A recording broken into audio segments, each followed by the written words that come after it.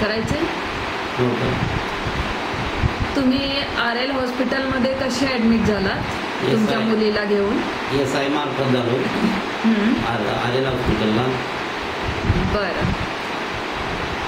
तुम्हाला आमच्या RL हॉस्पिटलचं वातावरण किंवा इथले डॉक्टर, नर्सिंग स्टाफ सगळे म्हणजे साफसफाई हे सगळं कसं वाटलं? एकदम छान आहे. सगळ्यात फास्ट आहे.